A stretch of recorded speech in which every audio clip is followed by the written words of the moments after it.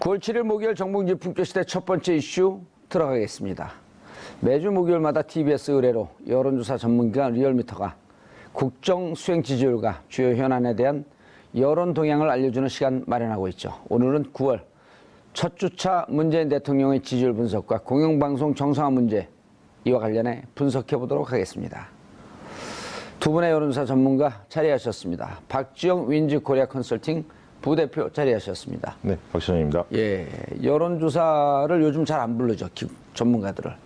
정치 관련 기사에서는. 아, 언론사에. 프로그램에? 예. 예, 요즘에는 뭐 선거 시기가 아니니까요. 그러면은 요즘 KBS, MBC 다 네. 파업하는데 네. 이런 거 한번 만들어보죠. 무한 여론. 그 TBS 일박 여론. TBS 발주한다면 예, 할 생각해 거예요. 보겠습니다. 우리가 무한 여론하고 여론조사 계속 돌리는 거야. 예, 자 이택수 리얼미터 대표 자리하셨습니다. 네, 반갑습니다. 예. 네. 그때 누가 여기 왔었는데 그 회사 직원이 네, 권순정 실장이 실장 대신 예. 왔었습니다. 계속 대표 까던데요. 무능한 대표 빨리 물러가야 된다고. 제가 뭐 다시 보기로 봤는데요. 예. 전혀 그렇지 않았다. 아, 그랬어요? 알고 있습니다. 거의 사실 6%또 갈 뻔했어요. 자, 이번 주는 주로 뭘 갖고 조사를 했나요? 네, 지금 국회가 파행을 겪고 있는 주된 이유가 이제 문재인 정부의 방송 장악 여부를 두고 야당과 예. 또 여당이 지금 다툼을 벌이고 있는데요. 예. 이제 문재인 정부 입장에서는 이제 정상화시키는 과정이라고 주장을 하고 있고 예. 또 한국당과 바른정당 등 야당은 보수 야당은 방송 장악이다라고 해서 지금 예. 한국당은 이제 보이콧을 하고 있죠. 그래서 그와 관련해서 TBS 의뢰로 KBS, MBC 노조 공영방송 정상화를 위한 총파업에 돌입한 것에 대해서 어떻게 생각하는지 긴급 여론조사를 해봤습니다. 예.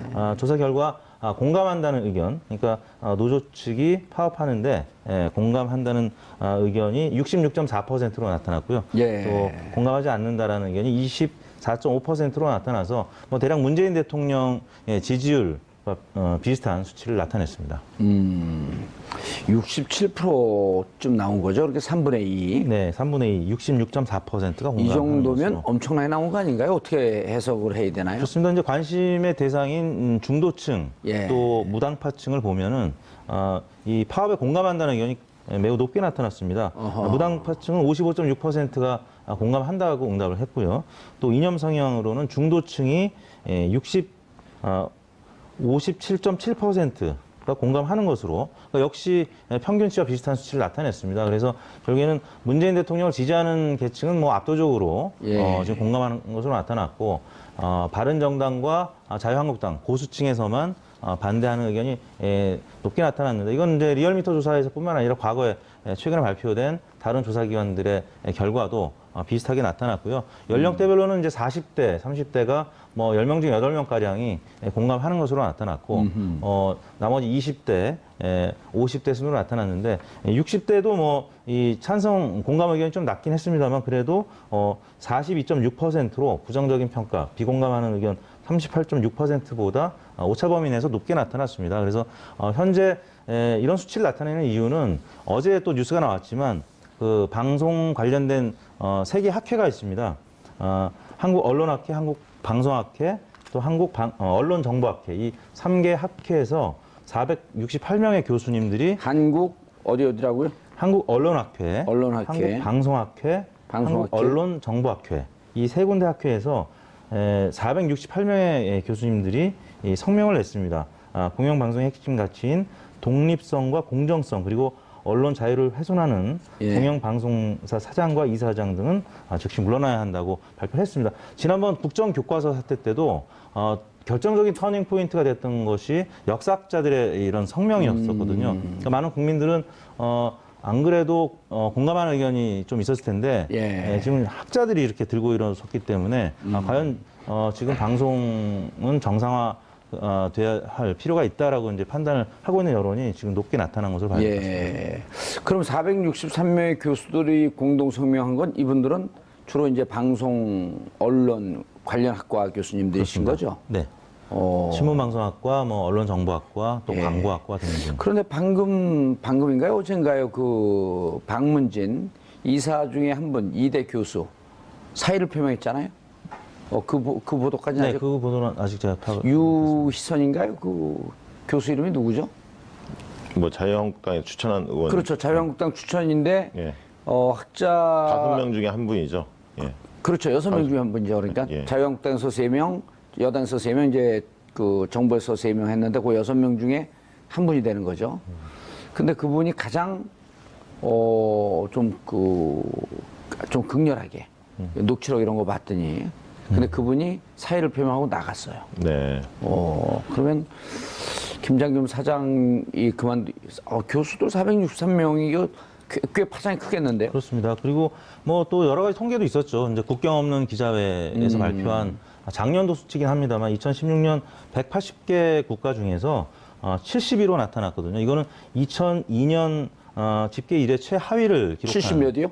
70. 70. 이었고요. 그러니까 180개국 중에서 70이라고 하면 우리나라는 이제 국가 수준에 비해서 굉장히 낮은 거였고 또 OECD 언론 자유 등급에서도 우리나라는 언론 자유국에서 부분적 언론 자유국으로 떨어졌습니다. 한 단계 떨어졌습니다. 그래서 뭐 이런 지표들 때문에라도 중도층, 무당파층이 지금 상당히 높은 파업에 대한 공감도를 나타내고 있는 것으로 보입니다. 예. 이게 지금 여론이 초기 여론으로 볼 수는 없습니다. 왜 그러냐면 제1야당인 자유한국당이 지금 장애투쟁을 하고 있잖아요. 국회 보이콧하고 있기 때문에 예. 이 사안 자체가 전국의 핵심 이슈로 부상을 했거든요. 그렇기 때문에 국민들이 어떤 태도를 결정하는 시점이 초기 여론과는 달리 어느 정도 자리를 잡아가고 있다. 그래서 이 여론의 지형이 크게 바뀌지 않을 가능성이 높다. 저는 좀 그렇게 보고 있고요. 지금 이제 3명 중에 그럼 여기 66.4%가 안착된 여론이다 이렇게 보시는 그렇죠. 건가요? 굳어진 형태라고 좀 보여지고 있고요. 왜냐하면 제1야당이 지금 북한 핵실험 사태에 봉착했음에도 불구하고 예. 장애투쟁을 하기 때문에 왜 그런가 하는 것을 국민들이 궁금해하고 들여다봤거든요. 그렇기 때문에 일정 정도의 태도는 상당히 형성돼 있다. 오늘 이렇게 여론조사한 보여집니다. 거에 자유한국당이 이렇게 파업하고 장애투쟁하는 거에 대한 것도 좀 물어봤나요? 그건 안 물어봤나요? 정당 지지율이 이제 잠시 후 소개될 텐데요. 예. 지금 한국당 지지율도 그런 게 소폭 장애투쟁하는 게 거기에 이제 반영됐을 네네, 거다. 그렇습니다. 굳이 이제 그 정도를 물어볼 정도로 우리 여론조사가 그렇게 허접한 질문을 하지 네. 않는다. 이런 의미도 담고 있는 네네. 거죠. 역시 그런데 두 품격이 분 높으십니다. 제가 이제 돌발 질문을 한번 드려볼게요. 여론조사를 지금 비수기인데, 네. 정치권 비수기인데 이렇게 여론조사를 갖고 방송을 하는 데도 잘 없죠. 있나요?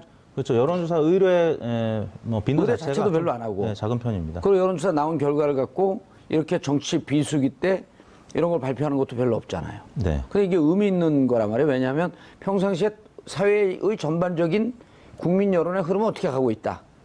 이런 걸 좀 보여줄 필요가 있는 거거든요. 그래야지 여론조사 이렇게 뭐 먹고 살려고 조사한 거 아니잖아요. 네. 그러니까 대의민주주의 시대에 또 네. 직접 민주주의만 또 할 수는 없는 것이고요. 그렇기 때문에 네. 수시로 국민들의 여론을 물론 이제 샘플링 조사하고 부분 표집 조사긴 흐름을 합니다만 보는 거니까 또 전체적으로. 여론을 이제 정치권에 전달하는 책무가 예. 언론사 또 여론사 기관들한테 있는 것이. 그렇죠. 그리고 네. 여기 여론조사 지표를 갖고 이렇게 두 분이 방송을 하면 진행자가 이걸 잘 이해 못하면 답답하잖아요. 그러니까 네. 잘 이해하는 진행자들 별로 없어요, 이게. 그렇죠. 왜 대답을 안 하세요? 제가 볼 때는 뭐 최고의 여론사 전문 진행자가 아니죠. 그 얘기 듣고 싶어서 질문을 계속 하신 거죠? 이 양반들 둘이 짰나?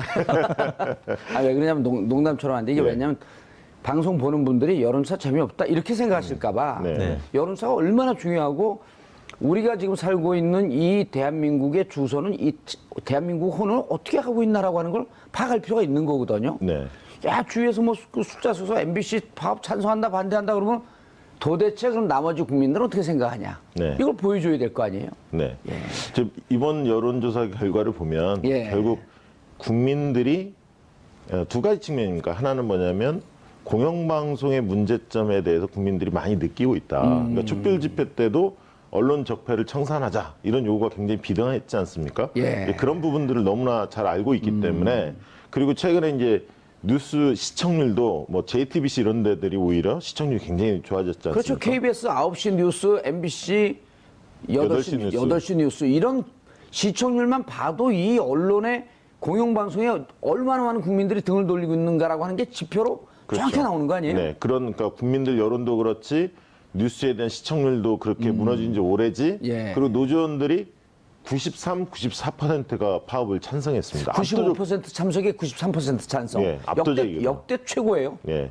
그러다 보니까 그리고 또 북한 6차 핵실험이 발발했고 예. 이런 와중에 법치주의와 안보를 강조하는 제1야당이 국회를 뛰쳐나가서 장애투쟁을 하고 있기 때문에 시민들의 인식 속에서 곱지 않게 보일 거고요. 예. 특히 이제 제가 볼 때는 이번에 이제 김영주 장관이 굉장히 영리하게 칼을 잘 빼들었다 그렇게 보여집니다. 그러니까 무리하지 않고 법에 나와 있는 그대로 고용노동청을 통해서 김장겸 그 사장을 소환하는 예. 그런 어떤 절차를 밟았기 때문에 한국당 자유한국당이 주장하는 뭐 정권 장악 음모 이렇게 그 이야기를 하고 있지만 그 부분에 대한 설득력이 그렇게 높지는 않은 것 같습니다. 그러니까요. 그것도 노동운동을 이제 노동부 장관이 노동운동을 오래 해봤고 그러다 보니까 실제로 노조 활동을 하는 사람들은 부당노동 행위가 얼마나 아픈 줄 아는 거거든요. 그리고 지난 2012년에 170일간의 파업을 통해서 불법으로 해고된 분이 6명이고 법원에서는 부당 노동 행위 그러니까 그 파업 부당하지 않다라고 하는 판결을 내리고 복직시켜라라고 하는 결정을 해도 계속 그 법정으로 투쟁을 그 법정 싸움으로 끌고 가고 있고 국민들이 안다는 거예요. 그렇죠, 이제는. 알죠. 그리고 기자들이나 PD들이 예. 그 노조를 탈퇴하라 얼마나 종용을 받았고 그걸 거부했을 때 불이익을 받았던 것들이 여러 폭로가 되고 있지 않습니까? 예. 그런 과정들을 국민들이 많이 인식하고 있기 때문에 그러니까요. 더 오히려 이런 여론이 더 오히려 그 지지 여론 쪽이 찬성 여론 쪽이 오히려 높아질 가능성이 더 높다고 보여집니다. PD들이 갖고 눈치 오고 있고 스케이트장도 갖고 기자들이 갖고 티켓 판매하고 있고 아나운서들이 갖고 시설 관리하고 있고 이런 걸 국민들이 이제 보는 거죠. 네. 예. 그런데 보수층 사이에서도 공감이 43%, 비공감이 46.8%꽤 높게 나온 거네요. 공감이. 그렇습니다. 보수층에서도 이 정도면 예. 지금 많은 국민들이 지난 정부 때 박근혜 정부의 블랙리스트 여전히 지금 재판 중이고 그 부분에 대해서는 뭐 보수층도 할 말이 이제 없는 거죠. 그래서 적어도 또 방송사 내부에서 나오는 이런 블랙리스트 얘기들까지 보도를 통해서 접하기 때문에 자유한국당을 서로 지지하고 바른정당을 지지하더라도 보수층에서 이런 부분은 먼저 한국당 뭐 지지자라도 예. 바로 잡고 가야 되는 것 아니냐 이렇게 판단을 하는 것 같습니다. 야, 무당층에서 아까 이 대표님 말씀하셨듯이 무당층에서 55.6%가 공감을 하고 23.7%가 공감하지 않는다. 네, 이게 이른바 중도층 아니에요? 그렇습니다. 그렇죠. 그럼 우리 사회 어찌 보면 이쪽 저쪽 이념적 성향을 떠나서 정말 가운데 계신 분들 이분들이 과반수 넘게 지지한다? 의미 있는 수치네요, 이게. 그렇죠. 작년에 이제 촛불 혁명 때도 예. 사실 좀 거칠게 시위하는 분들 혹은 이제 폭력 사태까지 벌어질 수도 있었는데 일반 시민들이 다 걷어내고 걷어내고 그러면서 정말 평화적으로 이루어졌기 때문에 정권 교체가 자연스럽게 문재인 정부로 넘어간 것 아니겠습니까? 이제 그런 부분 때문에 중도층, 그러니까 지금 뭐 일부 보수 언론이나 보수 정당에서는 지금 여론조사 자체가 너무 경도돼 있다. 문재인 정부를 지지하는 사람들만 조사하는 것 아니냐라고 하지만 적어도 중도층에서만큼은 여전히 압도적인 여러 가지 정책적인 지지를 보내고 있고 여러 이슈에 대해서 문재인 정부를 응원하는 지지를 보내고 있기 때문에 이거는 이제 보수 정당이나 보수 지지층에서도 사실 그다지 뭐 이론을 제기할 수 없는 그런 환경인 것 같습니다. 자, 박시영 부대표님, 여론조사를 통해서 여기까지 들여다볼 수는 없겠지만, 자, 김장겸 사장이 사법경찰권을 갖고 있는 노동부로부터 부당노동행위와 관련해서 조사하겠다. 5차례 소환을 거부했어요. 네. 근데 이제 그 와중에 안광한, 김재철 다 들어서 조사를 받았거든요. 네. 그러면 조사 받으러 오지 않으면 체포영장 발부하는 거 정상적인 거 아닌가요? 그렇죠. 과거 관례가 많이 있죠. 예. 그러니까 이제 자유한국당에서는 이례적이다.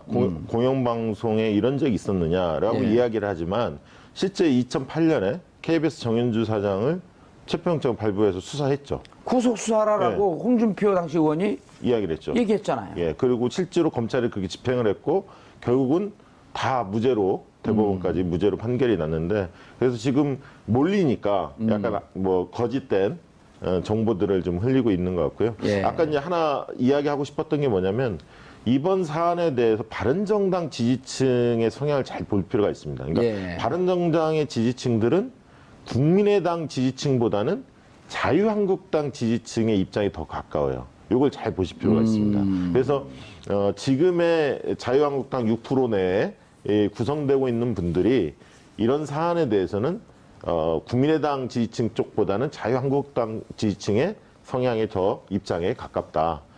따라서 향후에 그러니까 결국은 바른정당을 구성하는 사람들이 중도층보다는 좀 더 보수층에 가까운 분들이 많다. 이렇게 좀 보셔야 할 것 같습니다. 그리고 또 재밌는 게 정의당 지지층에서도 봤더니 73.1%가 공감을 하고요. 네. 비슷하게 국민의당 지지층도 또 71%가 공감을 해요. 네.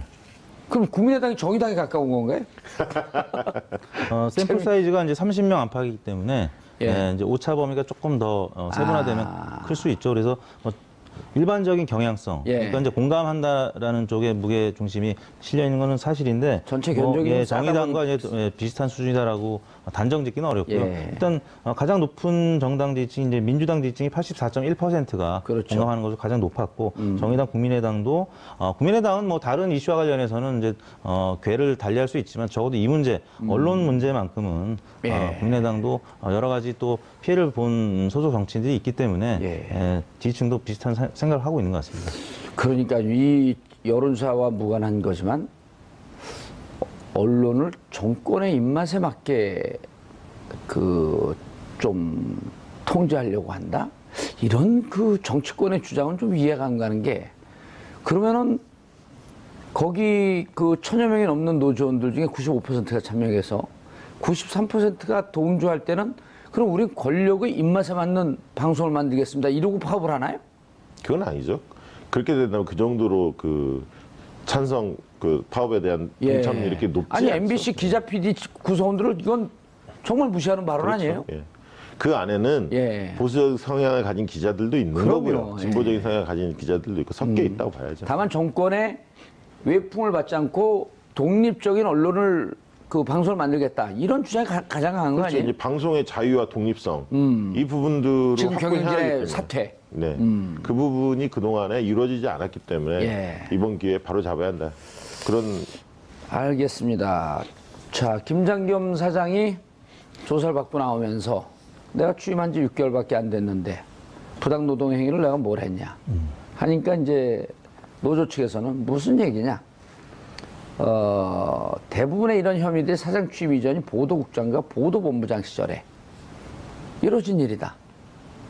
당시 그렇죠. 황태자 아니었었냐? 그러니까 예를 들어서 외부에서 온 뭐 예. 외부 영입 인사로서 사장이면은 이 부분 공감할 수 있겠으나 2012년 취임한 김재철 사장 때부터 승진을 계속 이어왔고 예. 또 과정에서 보도국장과 또 보도본부장으로 일을 해왔었기 때문에 노조가 봤을 때는 당시 사장과 같이 어떻게 보면 공모한 거 아니냐 이렇게. 김재철 사장과 보도본부장, 보도국장 정도면 하나의 패키지로 움직인 거 그렇죠. 아니에요? 네. 그리고 이제 그 과정을 거치면서 이제 대표이사가 됐기 때문에 예. 지속적인 책임을 져야 된다는 노조의 입장인 것이죠. 뭐 이런 것들이 계속 보도가 됐기 때문에 이제 조금 전처럼 3명 중에 2명이 노조 입장을 공감하는 것이 아닌가 싶습니다. 자, 실제로 우리가 이렇게 많은 국민들이 찬성의 뜻을 보이기 때문에 이 내용을 조금 더 들어가 봐야 되는데, 박시영 부대표님, 네. 이효성 방통위원장이 공영방송 정상화에 좀 조속히 나서겠다. 네. 어떤 의미인 거죠? 사실은 그 대통령도 약간 유사한 발언을 하지 않았습니까 과거에? 예. 방송 이 공영방송에 대한 문제점을 간과하지는 않겠다라고 얘기를 했지만 잘 알고 있다. 잘 알고 있다 이렇게 얘기를 했고 이효성 방통위원장은 본인이 이 관련된 기관 아닙니까? 수장 아닙니까? 그렇죠. 그렇기 때문에 공영방송의 목적, 본래의 목적 그리고 방송위의 그 설립 목적에 충실할 수밖에 없는데 방송이 설립 목적이 바로 방송의 자유와 독립을 보장해 주는 겁니다. 그렇기 때문에 이 안에는 사실 방송위원들 중에는 정부 여당 쪽이 제가 알기로는 3분 그리고 야당 쪽이 국민의당 1명, 자유한국당 추천 1명, 예. 3대 2로 이렇게 구성되어 있는 걸로 알고 있습니다. 더불어민주당 1명, 그다음에 정부 쪽 관계자들 이렇게 구성이 돼 있는데 내부에서 논의를 좀 할 겁니다. 벌써 이제 논의가 시작됐는데요. 어쨌든 가장 뜨거운 현안으로 올라왔기 때문에 이 담당하는 방통위원장이 나몰라라 이렇게 할 수는 없는 거고 국민 여론도 있기 때문에 적법한 절차를 밟아서 어떤 입장을 강하게 내지 않을까 그렇게 생각이 듭니다. 예. 이호정 위원장이 무엇보다 이 기자 출신이고요. 예. MBC 또 경향신문, 한국일보를 거친 기자 출신이고 또 언론학을 전공하고 또 여러 대학에서 이제 강사를 네. 하다가 성균관대에서 이제 교수직을 하다가 이제 발탁이 됐는데 또 누구보다 방송위원회 또 부위원장을 맡았던 경력이 있어서 방통위원회. 네, 그러니까 방통위원회 전신인 2003년, 2006년 사이에 방송위원회 부위원장을 아하, 했었거든요. 예. 그래서 어느 인재보다도 학계 또 이 관내에서도 이제 경험했던 여러 가지 경험이 있기 때문에 예. 내부 사정을 잘 알고 있죠. 그래서 많은 국민들이 기대를 하고 있는 것이 사실인 것 같습니다. 예, 알겠습니다. 자, 이게 제가 MBC, KBS 기자들을 좀 봤더니, 지금 무척 파업을 하면서 무척 곤혹스러워 하는 게 2012년에 170일간의 파업, 그리고 KBS 같은 경우 94일간의 파업을 하면서 방송을 정상으로 돌려놓지 못했다라고 하는 자괴감, 그런 두려움이 크더라고요. 근데 이제 이 정도쯤 지지율 나오게 되면 이제는 좀 자신감을 가져도 되겠다. 네. 그렇게 볼 수 있는 거 아닌가요? 그렇죠. 예. 알겠습니다. 문재인 대통령 지지율. 네, 문재인 대통령 지지율이 이번 주 하락세를 보였습니다. 예. 지난주에 73.1%였는데 예. 저희 리얼미터 뭐 주간 혹은 조중 집계에서 처음으로 69%로 지난주 대비 4.1%포인트 하락한 수치를 예. 나타냈고요. 부정평가는 24.1%로 소폭 상승한 것으로 나타났습니다. 자, 박시영 부대표님. 하락한 이유. 어쨌든 뭐 69%라고 할지라도 지금 대단히 높은 지지율을 보이고 있는 거고요. 네. 그리고 뭐 다른 데는 이제 요거보다 좀 떨어지면 어쨌든 70%가 무너지고 60%로 내려온 것만은 분명한 것 같아요. 그럼요. 예. 그러니까 지금 현재 지지율이 여전히 높죠. 사실 예. 여전히 높은데 그렇지만 하락했던 원인에 대해서는 꼼꼼히 분석해봐야죠. 분석해봐야 예. 합니다. 그래야만이 그 이후에 추가 하락을 좀 막을 수가 있고요. 특히 이제 저는 이번 요인이 어디에서 왔을까 생각을 해봤는데 내부적 요인하고 외부적 요인이 같이 맞물린 것 같아요. 아하. 그러니까 내부적 요인은 몇 가지의 악재들이 쌓이지 않았나. 첫 번째는 인사 문제가 좀 있었던 것 같아요. 아하. 박성진 예. 중소기업 벤처기업부 장관 내정자죠. 역사관이라든가 이런 논란이 좀 있었지 않습니까? 이어지고 있고요, 여전히. 뉴라이트였다가 뭐 본인이 처음엔 모른다 그랬다가 나중에는 과학만 하다 보니까 이런 사회 물정이나 이런 걸 잘 모른다는 식으로 네. 얘기했는데 국무위원 아니에요? 그렇죠. 예. 네, 국무위원이죠. 국무위원이고 특히 과학기술계 쪽에서 반발이 좀 큰 것 같아요. 저번에 박기영 예. 그분도 낙마를 했고 아하. 또 연이어서 박성진 이분도 이제 문제가 되기 때문에 과학기술계를 잘 모르나요? 정부에서. 그래서 여러 이야기들이 나오고 있습니다. 그래서 아무튼 그런 불만이 있고 또 이유정 헌법재판관 내정자 같은 자진 경우도 사퇴했죠. 주식 수익 12억에 달하는 아하. 이런 어떤 과정이 좀 적절치 못했다는 지적이 나오면서 자진 사퇴했지 않습니까? 예. 그래서 이런 인사 문제가 좀 불거진 게 있고요. 두 번째는 계란 파동에 이어서 생리대 위해성 논란들이 또 있었습니다. 생활의 여성들이 적폐. 민감하죠. 예. 예. 그래서 안전 문제가 예. 있었고요. 세 번째는 교육부의 수능 절대평가 확대를 1년 연기한다는 게 발표가 됐습니다. 그래서 어떻게 보면 초미의 관심사였는데 학부모들이 예. 최악의 상황은 좀 면한 듯 하나 중2, 중3 학생들의 대입 준비에 대해서 혼란이 좀 계속 이어질 수밖에 없는 구조거든요. 예. 연기한다는 것 자체가. 그래서 후폭풍이 좀 일어나면서 여러 악재가 내부적으로 좀 쌓였다. 저는 예. 좀 그렇게 보고요. 외부적으로는? 외부적으로는 북핵이죠. 그래서 북한의 핵실험으로 인해서 불안감이 형성이 됐고 또 예. 거기 한 발 더 나가서 트럼프가 한미 FTA 폐지 이런 어떤 언급이 있기 때문에 어떤 이 경제적 여파 이것까지도 좀 사람들이 우려감이 좀 있는 거 아닌가. 그래서 빠진 층을 보니까 60대가 20대가 빠졌어요. 그래서 어허. 60대에서는 전통적 보수층이 좀 빠진 거고 예. 20대는 신남보층이라고 볼 수 있거든요. 그래서 대내적인 변수도 있지만 대외적 변수가 좀 더 큰 거 아닌가 이렇게 보고는 있고요. 그렇지만 대내적인 문제에 대해서 이렇게 실망감들이 조금씩 쌓이다 보면 이게 이제 지지도 하락으로 연결될 수 있기 때문에 원인을 잘 짚어보고 대책 마련이 시급한 것 같습니다. 네. 이택수 대표님, 북핵 문제와 FTA 문제, FTA는 또 FTA 폐지하자 그러더니 오늘 백악관 공식 성명은 FTA 폐지할 일 없다. 네. 뭐 우리 갖고 노는 겁니까? 뭐 전화 그래서 한번 이제 해보시죠. 네, 한번 전화번호 몰라가지고. 영어로 저 트럼프라고 생각하고 전화번호 제가 줄 테니까요. Hello 트럼프 한번 해보세요. Hello, Trump. Yeah, this is Trump. What's up? 안녕히 계세요. 제가 지금 드리고 싶은 얘기는 뭐냐면, 그, FTA 문제도 그렇지만, 이 안보 문제가 결정적인 영향을 미쳤다고 보고요. 지금 지난 3일을 돌이켜보면은. 내부적인 것보다 외부적인 게 더 컸다? 네네. 이렇게 보시는 건가요? 과거 이제 박근혜 대통령 때나 이명박 대통령 때를 보면 핵 실험을 하고 나서 오히려 이제 보수 정권은 지지율이 올랐거든요. 어허. 근데 지금 문재인 정부는 보수 정권과는 다르게 핵 실험을 한 다음에 혹은 뭐 북한의 미사일 도발이 있은 다음에는 지지율이 조금씩 떨어졌었습니다. 그리고 이제 포털 사이트의 기사를 보니까 이번 주 내내 상위권에 있는 정치 뉴스가 대부분 북한의 핵 실험과 관련된 뭐 서울에서 핵미사일 떨어지면 뭐 어마어마한 큰 피해가 있을 것이다라는 기사들이 상층부를 차지했었거든요. 그 언론사의 그 정세현 장관이 그 얘기했잖아요. 우리 대한민국 언론 너무 무책임하다. 네네. 그냥 터지면 다 끝나는 건데 그런 것을 선정적으로 보도하는 제가 보기에도 이거는 그렇습니다. 납득이 안 네, 되더라고요. 그걸 개량화하고 또 컴퓨터 그래픽해서 가시화시키고 하다 보니까 많은 국민들이 좀 두려움에 떨 수밖에 없었는데요. 박근혜 전 대통령의 딱 이맘때 지지율이 몇 프로였냐면 67%였는데 박근혜 정부, 박근혜 대통령의 가장 높은 지지율이 바로 67%. 4년 전, 2013년 9월 첫째 주 지지율이 67%였는데 사실 그보다는 문재인 대통령의 지지율이 69%가 높은 편입니다.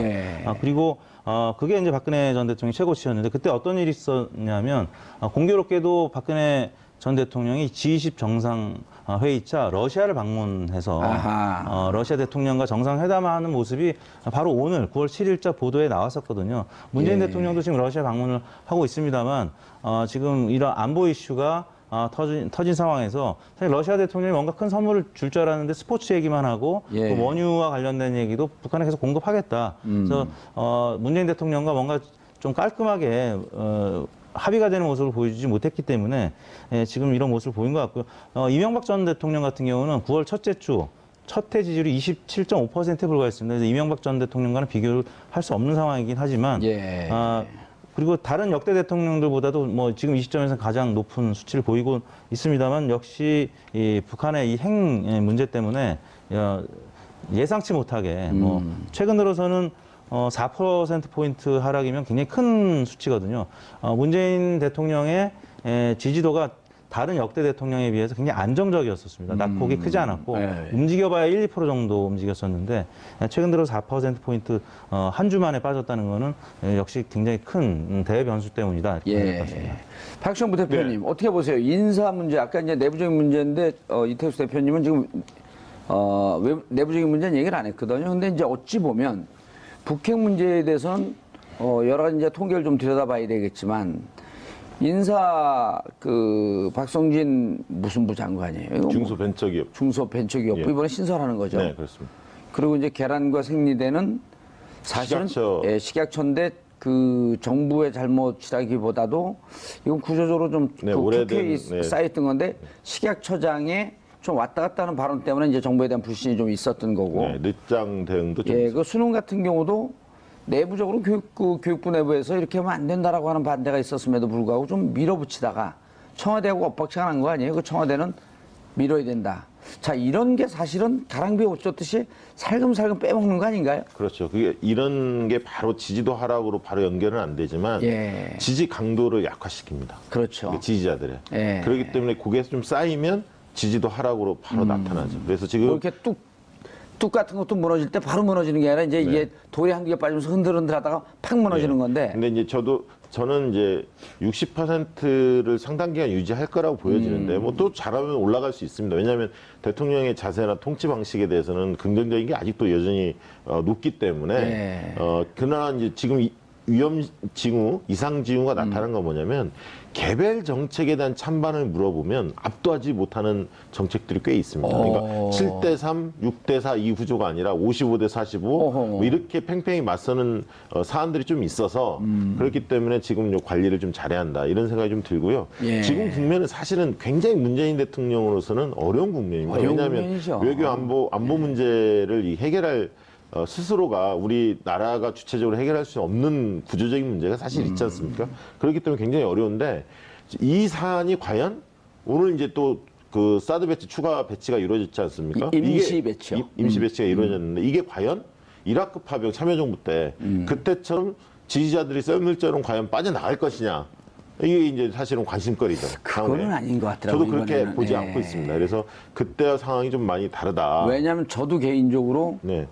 사드 배치가 남북 문제나 북한의 핵 문제를 해결하는데 전혀 도움은 되지 않지만 기술적으로도 군사적으로 그러나 국민들의 심리를 다루는 데는 일정 정도 의미가 있기 때문에 네. 옳다고 동의하지 않지만 용인할 수밖에 없다 이렇게 보는 사람들이 꽤 있거든요.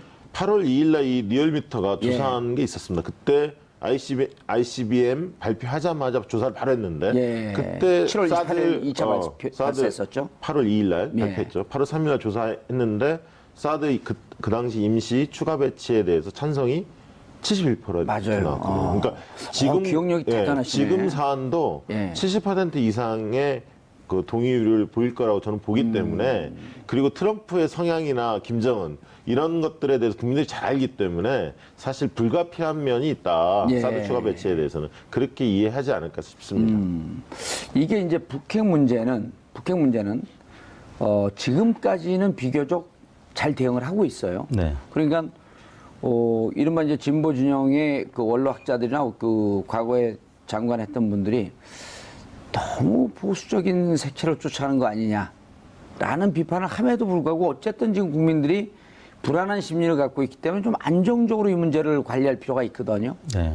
그런 점에 있어서는 어찌 보면 이런 위기 상황에서 좀 많이 안 빠진 거 아니냐 이렇게 분석할 수도 있는 거 아닌가요? 그렇습니다. 이제 문재인 대통령이 뭐 또 과거 대통령에 비해서 예. 뭐 특전사 출신이고 최근 들어서 군에 대해서 굉장히 배려하는 모습을 보이지 않았습니까? 그런 차원에서 보수층도 문재인 대통령의 그런 행보에 대해서 이제 긍정 평가를 하는 것이고요. 이제 사드 배치 문제 같은 경우는 박근혜 정부가 사실 절차를 좀 무시한 측면이 있지 않았습니까? 그러면 어찌 보면 전임 정부 때 다 이게 잘못 만들어 놓은 거로 지금 그거 치우느라고 네. 정신이 없는 거 아니에요? 그런 절차적인 부분을 중요시하는 문재인 대통령 입장에서는 뭐 국민들의 입장이나 아니면 뭐 각 그 정당의 입장 예. 이제 고려하는 모습 그 과정을 국민들이 읽고 있기 때문에 집토끼들이 잘못하면 떠날 수도 있지만 예. 지금 집토끼들은 견고한 지지층을 형성하고 있는 게 바로 그런 절차적인 정당성을 중요하게 생각하는 문재인 대통령의 행보를 보고 있는 것 같습니다. 예, 알겠습니다. 이택수 대표께서 집토끼 얘기를 하니까 이제는 그러면은 문재인 대통령 지지율뿐만 아니라 정당의 지지율도 좀 살펴봐야 되지 않을까요? 네, 한마디만 더 하고 예. 정답 넘어가겠습니다. 예. 안보 위기 국면의 대통령은 굉장히 듬직한 아버지 상을 보여줘야 합니다.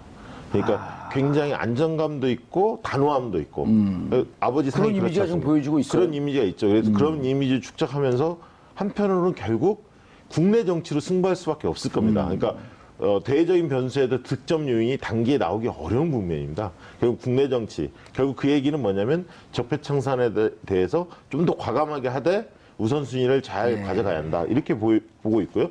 감성적인 행보가 요즘 줄었습니다. 심각한 현안들이 많다 보니까. 상황이 워낙 심각하니까. 예. 네. 그렇지만 감성적 행보를 잘 곁들여야 하고 자잘한 것들은 총리나 장관한테 일임하고 예. 큰 의제 중심을 좀 갔으면 좋겠고요. 저는 정당 지지율 보니까 지난번하고 크게 다르지 거기서 않았습니다. 바로 끝냈으면 정당 지지율 이쪽으로 넘겨야 되는 거 넘길까요? 아니에요? 예, 그렇게 뭐 다 하려고 그러세요, 혼자. 네, 알겠습니다. 정당 지지율 뭐 모든 정당이 다 하락했습니다. 그중에서 이제 자유한국당 지지율이 가장 낙폭이 컸고요. 1위는 역시 민주당 50.7%로 압도적인 지지를 받고 있는데요. 0.6%포인트 하락했습니다. 예. 완만하긴 합니다만 지금 3주째 하락세를 보이고 있는 것인데요. 예. 지난주 여러 당내 악재들, 뭐 종교인 가세 문제와 관련해서 또 당에서 얘기했던 부분들 논란이 되기도 하고 인사 문제 뭐 등등해서 민주당 지지율이 지난주 좀 빠졌었는데 이번 주 조금 더 추가적으로 0.6% 빠졌고요. 자유한국당 지지율이 가장 많이 빠졌는데 예. 역시 국민들한테 공감 받지 못한 채 국회를 보이콧하면서 늘상 이제 국회 보이콧하면 당 지지율은 여당이든 야당이든 많이 빠지는 편이거든요. 그래서 자유한국당이 0.9%포인트 빠진 15.5%를 기록했고요. 그다음에 바른정당 0.2%포인트 빠졌습니다. 6.3%. 이게 이해운 대표 사태가 반영 안 된 지지율이죠, 바른정당. 저는 이제 일부 반영이 됐다고 보는데요. 일부 반영이 됐고요. 사실 안보 정국에서는 자유한국당, 바른정당 올라야 되거든요. 근데 떨어졌다는 거는 이제 그런 악재들이 반영이 됐기 때문에 상쇄가 됐습니다만 아무튼 그런 부분이 더 컸다는 거죠. 제가 하나만 더 말씀드리면 이 안철수 대표의 그 당대표 선출 과정의 컨벤션 효과가 지금 국민의당에 영향이 없지 않습니까? 지지율이 계속 그 제자리 걸음을 하고 있는데 이유를 하나 좀 말씀드리고 싶어요. 뭐냐면 정치인은 이전에 말씀드렸듯이 신뢰성이라는 게 굉장히 중요한데 신뢰성은 도덕성과 순수성으로 보통 구성이 됩니다. 그러나 안철수 대표의 주변 인물들이 도덕성의 문제를 많이 일으켰고요. 그다음에 이제 순수성이라는 측면, 도덕성과 순수성이 중요한데 순수성은 뭐냐면 말과 행동이 일치합니다. 두 번째는 정치적 목적에 따라서 정치 행보를 하면 안 됩니다. 이게 사사로움이 개입되면 안 된다는 거죠. 그래서 순수한 그 옛날에 안철수의 DNA가 지금 무너지고 있다. 이렇게 좀 보여지고요. 그렇기 때문에 신뢰하지 못하기 때문에 그 사람에 대해서 발언에 대해서 주목하지 않는 겁니다. 그래서 정치는 세 가지가 중요합니다. 신뢰성, 그리고 능력, 유능함, 그리고 세 번째로는 소통. 이 세 가지가 중요한데 신뢰성에 지금 금이 가 있다. 이 부분을 좀 새겨드려야 할 것 같습니다. 일단 12월까지는 60%대의 지지율은 좀 유지해야 될 필요가 있을 텐데요. 여소야대 국면에서 60%가 무너지는 건 굉장히 위험합니다. 그리고 이제 개혁 12월에 추진의 또 동력이 상실된다. 이렇게 볼수 있습니다. 그 생경 그 사면복권 그 정책도 또 표구를 해야 되니까 양심수 12월까지는. 석방 중요한 과제죠. 그렇죠. 양심수 석방. 알겠습니다. 자, 그 문재인 대통령 지지율이 소폭 하락했지만 지지율 등락을 보고 정치를 해야 할 것은 아니라고 생각합니다. 안보 문제가 심각하고 이럴 때일수록 청와대 그리고 정부 여당에서는 내후 외환에 그러한 실수를 반복하면 안 될 것 같습니다. 자, 국가 안보가 위기에 처해 있는 지금 상황에서 문재인 대통령의 지지율 보고 그리고 국민들을 보면서 뚜벅뚜벅 앞으로 나가길 기대해 보겠습니다.